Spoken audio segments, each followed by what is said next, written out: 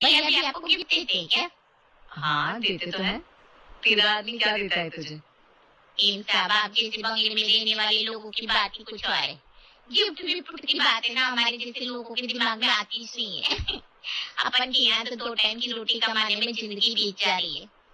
ये प्यार व्यार दिखाने का, गिफ्ट देने का टाइम किधर ही है अपने पास। सच्ची बताओ तो वो पिछली बार पूरा दिन काम करते करते कैसे दिन बीत गया मेरे को याद ही नहीं रहा कि आज तो करवा चौथ है भाई। वो तो जब सबका काम खत्म करके दोपहर में 2 बजे खाने को बैठी ना, तब पड़ोसन ने याद दिलाया कि आज तो करवा चौथ है। ये तो तू गलत बात कह रही है बिल्लू। भाई इतने प्यार से पूरे दिन का उपवास करते हैं तो पति के पत्नी के लिए फूल या गजरा ला के इतना भी नहीं कर सकते? कोई जरूरी तो नहीं कि गिफ्ट का मतलब महंगी चीज ही हो। अरे क्या मैडम अभी आपकी तरह सबकी किस्मत नहीं होती। मैं देखिए भैया कैसे रानी बनाकर रखती है आपको। एक गाँव में ना अच्छा खाने को मिलता है ना पहनने को, ऊपर से हटे घिस घिस कर काम कर रहे हैं सो अलग। फिर भी कौन सा इज्जत है अपनी।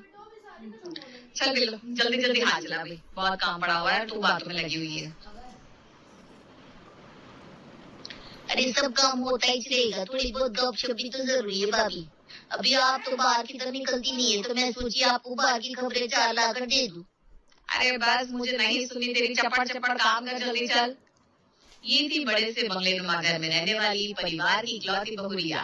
पति सरकारी अफसर है और रिया मैडम घर से ही अपना काम करती है। क्या बोलते हैं उसको? Work from home. लेकिन फिर भी बोलती क्या है? वो एक हाउस वाइफ है। और ये जो बड़बड़ करके पिछले 5 मिनट से बोलती चली जा रही है ना, ये है रिया की काम वाली जो हर घर की खबर रखती है। हंसी मुस्कुराती जिंदा दिल बिल्लो की रिया के साथ खूब जमती है। कुछ दिन बाद बिल्लो, ये क्या हाल बना रखा है तूने अपना? तो ठीक तो है ना? हाँ दीदी ठीक ही मैं आप पैसा काय को बोल रही है। मैंने आज काम अच्छे से नहीं किया क्या? बर्तन गंदे रह गए क्या? अरे नहीं, मेरे कहने का वो मतलब थोड़ी ना था। देख रही हूँ आजकल तो बड़ी चुप चुप सी रहती है। पहले की तरह नॉन स्टॉप टैप रिकॉर्डर नहीं चलता तेरा। पहले तो तुझे चुप कराने के लिए मुझे 2-3 बार टोकना पड़ता था, बिल्लो अपना काम कर ले, बाकी की बातें बाद में कर लेना। लेकिन अब देखती हूँ तू चुपचाप आती है, अपना काम निपटाती है, निकल जाती है। तेरे चेहरे की हंसी गायब हो गई है कहीं। तू ठीक तो है ना? अरे ठीक ही छे, मेरे को क्या होगा। फिर आप ही तो बोलती थी मैं बोल बोल के आपका दिमाग खाती है, बस इसीलिए ना जल्दी जल्दी हाथ चलाकर अपना काम निपटाती है। और काम जल्दी हो जाता है तो एक घर में फालतू काम कर लेती है। बात करने में कौन सा मेरा भला हो रहा था। एक घर और पकड़ा है, थोड़ी कमाई ज्यादा हो जाती है ना। अब ठीक ही तो बोलती थी, बातों में क्या रखा है। रोज रोज आपका आधा घंटा खराब तो करती थी मैं। अरे तू ऐसा क्यों सोच रही है? वो तो मैं तुझे ऐसे ही टोक देती थी। लेकिन सच बताऊं तो तेरा मुझे दीदी दीदी कहना, बातें करना, पूरे मोहल्ले की खबरें सुनाना अच्छा लगता था। तू ना हंसती हुई अच्छी लगती है। अच्छा सुन, चाय पीगी? चाय बना दो तेरे लिए। आज मैंने भी चाय नहीं पी है, दोनों साथ में बैठकर चाय पीएंगे, फिर तुम मुझे मोहल्ले की खबरें सुना देना। रिया की चाय के लिए पूछते ही बिल्लू के दिमाग में पिछले कुछ दिन की बातें घूमने लगती है। अरे ये क्या रोज रोज रूखा सूखा बना कर रख देती है। चटनी दाल आलू इसके अलावा भी कुछ और नहीं बना सकती क्या घर में? बन सकता है लेकिन उसके लिए ढेर सारा पैसा खर्च करना पड़ता है। तेरे पास है क्या? चुपचाप जो मिल रहा है खा ले। तेरा तो पेट भरा रहता है, सेठों के घर जाकर मलाई मार के आती है, खुद तो बढ़िया बढ़िया खाना खाती है और मेरे को इधर रूखा सूखा खिलाती है। ले जा अपना खाना, नहीं खाना मेरे को। इतना कहकर बिल्लू का पति थाली उठाकर फेंक देता है। ये क्या किया रे तू? तेरा दिमाग तो ठिकाने पर है। खाने की थाल काय को फेंकी? मेरे से ऊंची आवाज में बात करी तो मेरे से बुरा कोई नहीं होएगा। 4 पैसा कमा कर ला रही है तो मेरे सर पर नाचेगी क्या तू? खबरदार जो आज के बाद आवाज ऊंची करी है तो बहुत पैसों की गर्मी आ गई तेरे को। कल से किधर ही जाएगी, बैठ इधर घर में और तीनों टाइम मस्त गर्मा गर्म खाना बनाकर मेरे को खिला। तेरा मारा दूं, फर्ज बनता है तेरा मेरी सेवा करने का। अच्छा मैं काम धंधा छोड़कर घर में बैठ जाएगी तो तीनों टाइम बनाने के लिए घर में कुछ होगा ही नहीं, फिर क्या खाएगा? हवा आया बड़ा। अब की बार बिल्लू की बात सुनकर उसका पति उसके कान पर एक तमाचा रख देता है। अभी तेरे को पता लग गई तेरी औकात? क्या बताओ मत। घर से बाहर जाकर काम करने की इजाजत क्या दीदी मेरे सर पर चढ़ के नाचने की कोशिश कर रही है? कुछ बनाने को नहीं होगा ना तो कोई बात नहीं, मेरे साथ तू भी भूखी मरेगी। 2-4 दिन भूखी रहेगी तो मरेगी नहीं तू, लेकिन आज के बाद घर की चौखट पार करके बाहर नहीं जाएगी। मैं भी देखता है कैसे निकलती है तू बाहर। इतना कहकर बिल्लो का पति गुस्से में घर से बाहर निकल जाता है। पिता के घर से बाहर जाने के बाद बिल्लो का बेटा पिंटू कहता है, अम्मा क्या जरूरत है तुझे बापू के साथ ज्यादा बहस करने की? जब तेरे को पता है बापू का दिमाग इतना गर्म रहता है तो काय को जुबान चलाती है उसके सामने? अब तेरी वजह से हमें भी ढंग का खाना नसीब नहीं होगा। पिछली बार तेरी वजह से स्कूल से नाम कटाना पड़ा था। मेरी वजह से नाम कटाना पड़ा था? कटाना नहीं पड़ा था, ये बोल कि मेरी वजह से तू स्कूल जा रहा है। तेरा बाप ने कम्मा खा रहा है फिर भी तू मेरे को सिखा रहा है। भैया ठीक कह रहे अम्मा, तू क्यों बापू को उकसाती है? उसके मन का काम कर दिया करना। दोनों बच्चों की बात सुनने के बाद बिल्लो बुरी तरह से टूट गई थी। कुछ देर बाद उसका पति बाहर से लौट कर आता है। मेरे को माफ कर दी, मैं मानती कुछ ज्यादा ही बोल दिया। अपने झगड़े में बच्चों को काय को पीस रहे लाए। पिछली बार तूने कितने दिन काम पर नहीं जाने दिया था, आधा काम हाथ से निकल गया था। एक बार काम चला जाता है तो बड़ी मुश्किल हो जाती है। बड़े बगली वाले मैडम लोग फिर जल्दी काम पर रखती भी नहीं है। ठीक है जा, लेकिन खबरदार जो अपनी औकात भूलने की कोशिश करिए तो। नहीं मैं ख्याल रखेगी। आज के दिन अरे बिल्लो, मैंने पूछा चाय पिएगी, तू जवाब देने की बजाय पता नहीं किस सोच में गुम हो गई। तू ठीक तो है ना? अरे रहने दो ना माइन साहब, काय को मेरे वास्ते परेशान हो रही है आप? मेरे को चाय वाई नहीं पीने का, मेरा काम खत्म हो गया है, मैं निकलती है। बिल्लो तो चली गई थी, लेकिन इधर रिया, उसके मन में सवालों की झड़ी लग गई थी। उसे अंदेशा हो गया था कि जरूर कुछ न कुछ तो गलत हुआ है बिल्लो के साथ। शाम को 5 बजे, अरे बहू ये बार बार बालकनी में झांकना बंद कर, जा जाकर चाय चढ़ा दे। हाँ माँ जी, मैं वो देख रही थी कि अगर बिल्लो आ रही है तो फिर वो रसोई संभाल लेगी। मुझे जरा कंप्यूटर पर ना एक जरूरी फाइल भेजनी है। देख रही हो बहन जी, आजकल की बहुएं पूरा दिन खाली बैठकर ये मोबाइल और लैपटॉप चलाती रहती है, सास के लिए एक कप चाय भी नहीं बना सकती। तभी बिल्लो वहां आती है। राम राम अम्मा, थोड़ा लेट हो गई है, अब भी बना दी है आपकी चाय। अरे रहने दे तू, तेरे हाथ की चाय नहीं भाती मुझे। तू महारानी है, तुझे क्या पूरे कागज पर अंगूठा लगा कर दूं जब हिलेगी अपने आसन से? रिया ने कान पर फोन लगाया हुआ था जो इस समय क्लाइंट से बात कर रही थी, लेकिन सास विभा ने इतनी तेज आवाज में कहा कि फोन की दूसरी ओर सारी आवाज पहुंच गई थी। रिया शर्मिंदा होकर फोन काट देती है और गुस्से में अपने कमरे से बाहर आती है तो देखती है सासू माँ के साथ उनकी सहेली पुष्पा भी बैठी हुई है।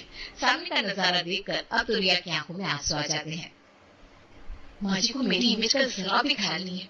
मैं क्लाइंट के साथ फोन पर बातें कर रही थी, पता नहीं क्लाइंट क्या सोच रहा होगा मेरे बारे में, और वो क्लाइंट तो फिर भी अजनबी है। पुष्पा आंटी वो मेरे बारे में न जाने क्या सोच रही होगी। माँ जी ने उनके सामने मुझे इतनी बातें सुना दी। मेम साहब ठीक है ना आप? हाँ मुझे क्या होगा? वो आपकी चाय कब से उबल कर गिर रही है, पता नहीं आप किधर घूमते, तो मैंने कई आवाजें लगाई पर आपने सुना ही नहीं।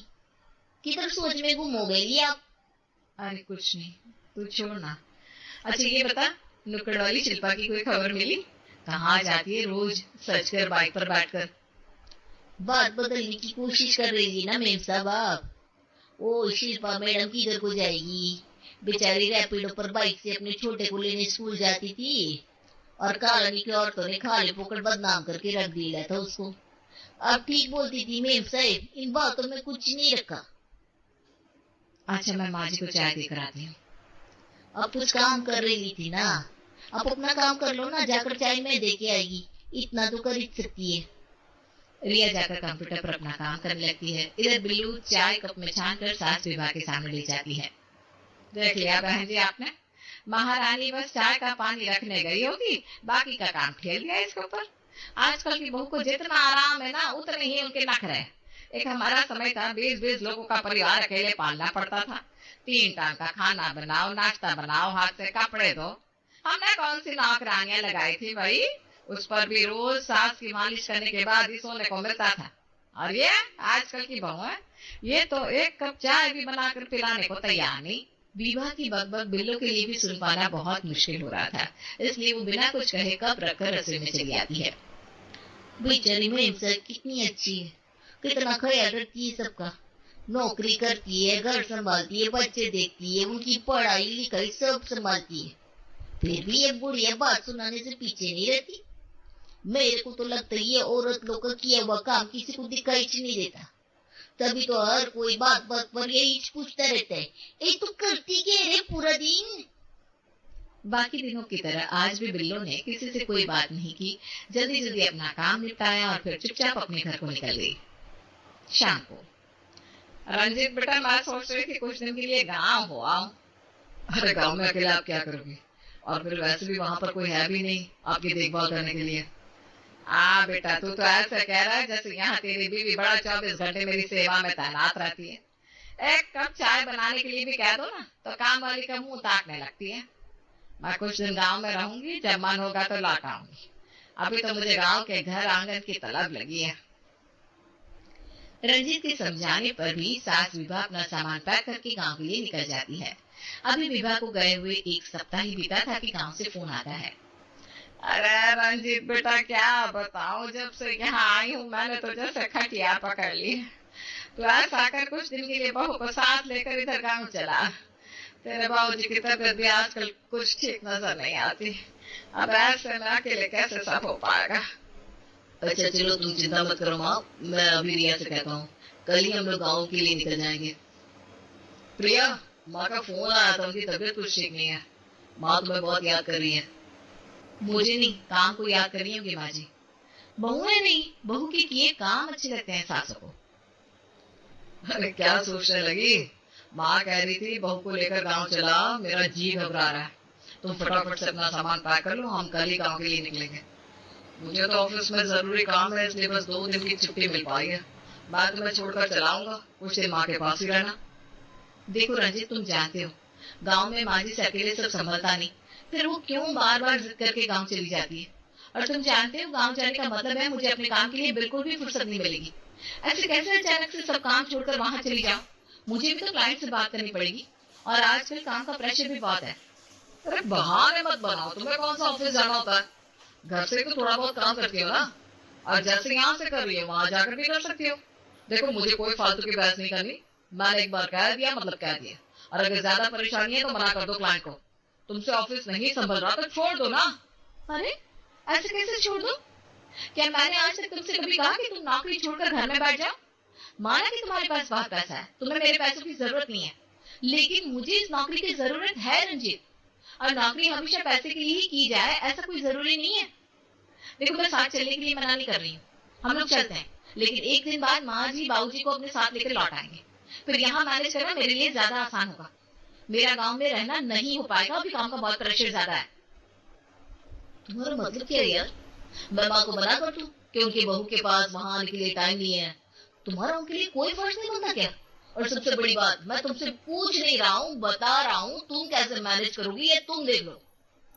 इतना कहकर रंजीत कमरे से बाहर निकल गया।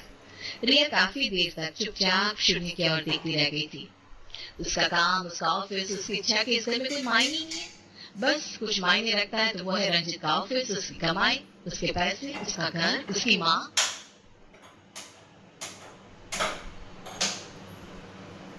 रिया के लिए तो यहाँ कुछ भी नहीं था। वो सोचने लगी, मेरा यहाँ कभी कुछ था भी। जब भी मैं कहना चाहती हूँ मुझे काम है, तो हर बार यही कह दिया जाता है छोड़ दो नौकरी। कि एक औरत के काम की बस इतनी वैल्यू है। रिया अभी उधेड़-बुन में लगी थी तभी बिल्लो वहां आई। आज उसकी आंखें सूजी हुई दिखाई दे रही थी, चेहरा भी उतरा हुआ था। आज तो भैया बड़ी वाली गाड़ी साफ कर रहे थे, कहीं जा रहे हो क्या आप अपना बंगला छोड़कर। अच्छा संडे है ना, जरूर आपको किधर घुमाने को लेके जा रहे होंगे। मैं तो कहती हूँ दीदी भैया को ना अच्छे से चूना लगा कर लाना। तू छोड़ भैया को, ये बता तेरे चेहरे को क्या हुआ है। ये काम छोड़, आज पहले मुझे ढंग से बात कर। तेरे साथ क्या चल रहा है, तेरी आंखें सूजी हुई है, चेहरा नीला पड़ा हुआ है, और तू यहाँ आकर मुझसे गाड़ी के बारे में बात कर रही है। कुछ छिपा रही है ना इस झूठी हंसी के पीछे। रिया के इतना कहते ही बिल्लू की आंखों से आंसू बहने लगते हैं। अभी क्या बताएगी आपको मेरे सब, कभी कभी तो लगता है गरीबन को पैदा होना सबसे बड़ी गलती है। मेरा पति हाथ उठाता है मेरे पे, ताने देता है, परेशान करता है, अभी अगर घर पहुंचने में 5 मिनट भी लेट हो जाएगी ना और थोड़ा अच्छे से बन के घर से निकलेगी तो मेरे पर शक भी करता है। पहले तो ये सोचकर जी रही थी कि अपने बच्चों को अपना दुख दर्द बताकर मन हल्का कर लेगी, लेकिन अब तो मेरे बच्चों को यही लगता है कि मैं इन पर रोक टोक करती है, चिड़चिड़ करती है, मैं इनसे प्यार नहीं करती। अरे इतनी बड़ी बात हो गई, तेरे मर्द ने तेरे ऊपर हाथ उठाया, तूने पुलिस को फोन क्यों नहीं किया? पति है तो क्या हाथ उठा देगा?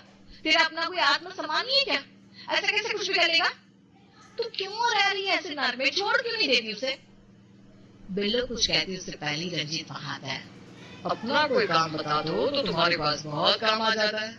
अभी यहाँ इसके साथ गप्पे मार रही हो, उसके लिए समय ही समय है तुम्हारे पास।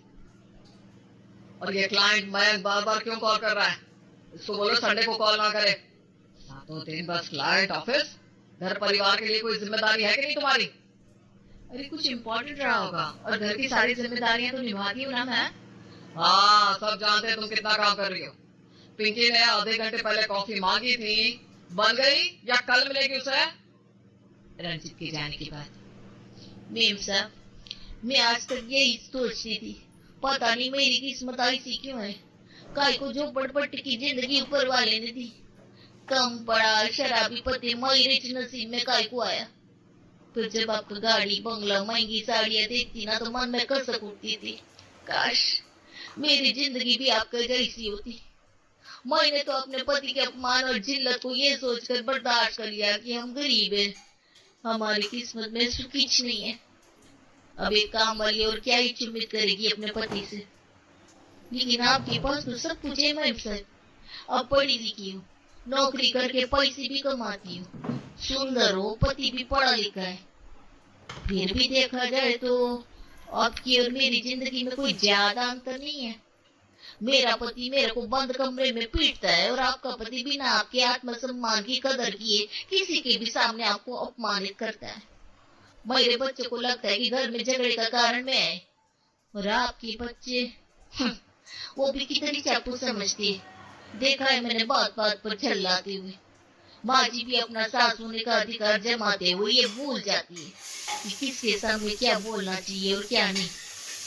क्या मैं नहीं जानती आपके गुस्से और चिड़चिड़ेपन के पीछे क्या छिपा है? बस इसलिए आपको आकर इधर उधर की बातें बताकर आपका मन हल्का करती थी मैं। ठीक है, ये तो पगली, बात बंगले गाड़ी या डिग्रियों की नहीं है, बात है समाज की सोच की। और समाज के लिए घर की औरत एक दरवाजे पर बड़ा पायदान ही तो है। बाहर गए, जितना गुस्सा तनाव मिला सब औरत के आंचल में छोड़कर घर के अंदर बढ़ गए।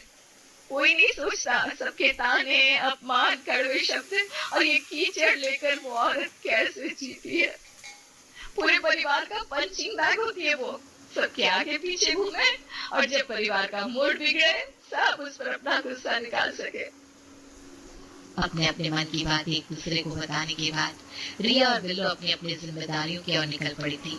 रिया को गांव जाकर अपना फर्ज पूरा करना था और बिल्लो को घर जाकर पति के लिए गर्म रोटियां सेकनी थी।